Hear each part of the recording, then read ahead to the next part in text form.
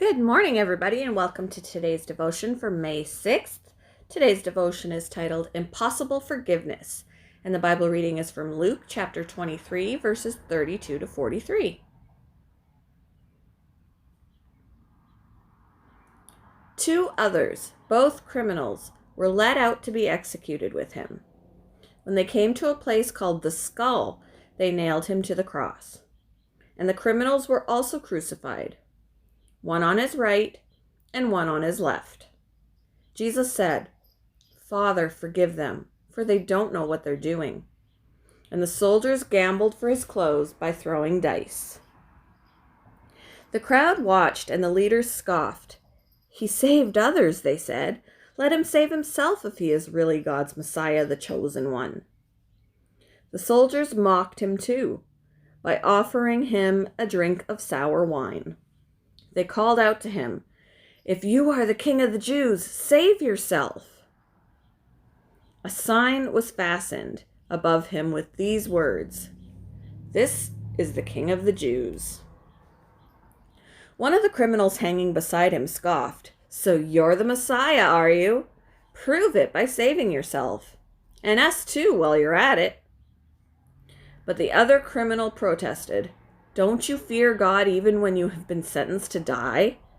We deserve to die for our crimes, but this man hasn't done anything wrong." Then he said, "Jesus, remember me when you come into your kingdom."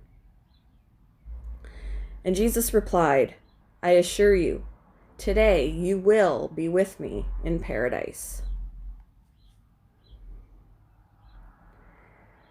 Liberators found the following prayer crumpled among the remains of the Ravensbrück concentration camp, where Nazis exterminated nearly 50,000 women. "O Lord, remember not only the men and women of goodwill, but also those of ill will. But do not remember the suffering they have inflicted upon us.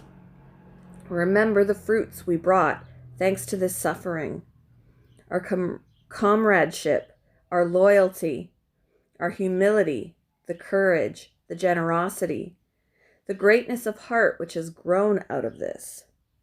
And when they come to judgment, let all the fruits that we have borne be their forgiveness." I can't imagine the fear and pain inflicted on the terrorized woman who wrote this prayer. I can't imagine what kind of inexplicable grace these words required of her. She did the unthinkable. She sought God's forgiveness for her oppressors. This prayer echoes Christ's prayer. After being wrongly accused, mocked, beaten, and humiliated before the people, Jesus was crucified along with two criminals. Hanging with mutilated body and gasping for breath from a rough-hewn cross, I would expect Jesus to pronounce judgment on his tormentors, to seek retribution or divine justice. However, Jesus uttered a prayer contradicting every human impulse. "Father, forgive them, for they do not know what they are doing." The forgiveness Jesus offers seems impossible, but he offers it to us. In his divine grace, impossible forgiveness spills free. How has God's impossible forgiveness changed you? How can we help others experience true forgiveness in him?